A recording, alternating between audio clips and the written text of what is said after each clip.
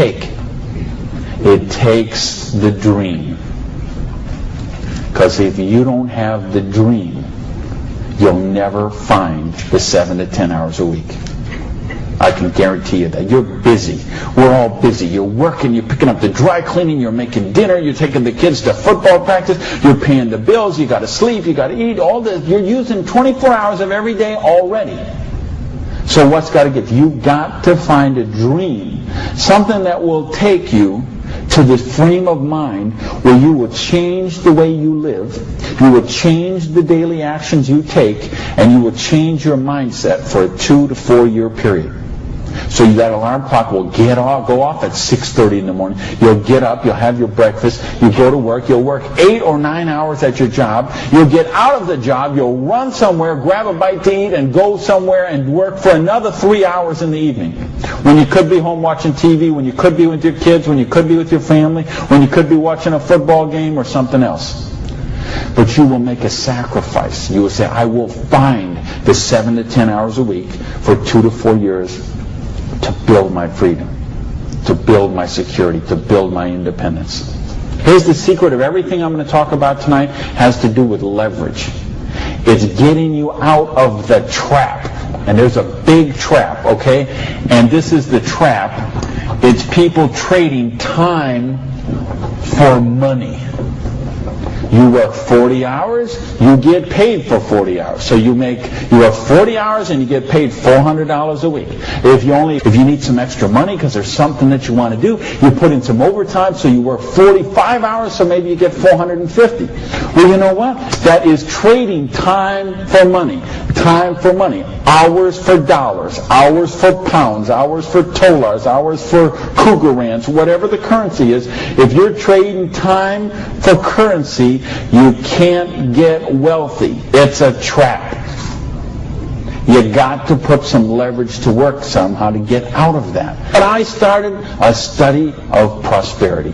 And here's what I found. 2 secrets of prosperity. If you want to be wealthy, secret number 1, you have to be your own boss. Let me tell you a secret. I don't care how nice your boss is. I don't care how much your boss loves you and wants to help you. The truth is they have to buy you at wholesale and sell you at retail. Otherwise they don't make money and they don't stay in business. So the only way they make money off you is to buy you at wholesale and sell you at retail. So if you want to make money, you got to be able to get up in the morning, look in the mirror, and know that you're talking to the boss. And issue number 2, and this is the most important thing, which we mentioned, you've got to employ the concept of leverage. And this is something, J. Paul Getty, who was one of the wealthiest people the world ever known, he understood this. And he was quoted oftentimes, this is probably his most famous quote, when he said, I would rather have 1% of the efforts of 100 people than 100% of my own efforts. Because he understood the concept of leverage. And he became one of the wealthiest people the world has ever known.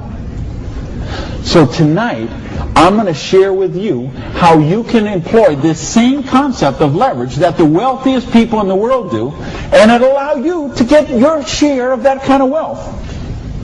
Now, how do you put this leverage? It's a business called network marketing, sometimes called multi-level marketing. Sometimes we call it MLM for short.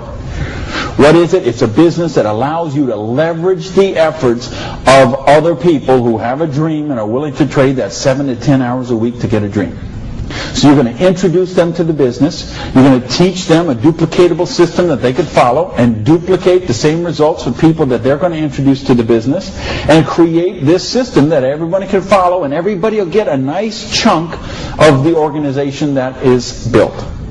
And because you direct your own organization, because you are your own boss, you get some residual income out of the efforts of the people that you introduce to the business. That's the leverage. It's no different than when Madonna makes a record, and every time they play that CD, she gets a royalty of that. When Coppola does a movie, and that movie plays, he gets a royalty of that. This is how the average person can get leverage. See, if you got money, leverage is not a problem. You can leverage your money. You can buy stocks, bonds, invest in companies, invest in real estate, all that kind of stuff. I couldn't do that. If you could buy a franchise. If I would have bought a restaurant franchise instead of opening my own restaurant, chances are I'd still be in the restaurant business. But you know what? I couldn't afford the franchise fee. I didn't have that kind of money. Ask someone about the stock market, they'll tell you, unless you got $25,000 you can afford to lose, don't even get in the stock market. Well, I didn't have $25,000 I could afford to lose. I didn't have $25 I could afford to lose. Forget about it. So I didn't have the money to leverage. And if you got a couple $100,000, couple million you can leverage, hey, maybe you don't even need to be here tonight. But I'm speaking to the rest of you who don't have that kind of money.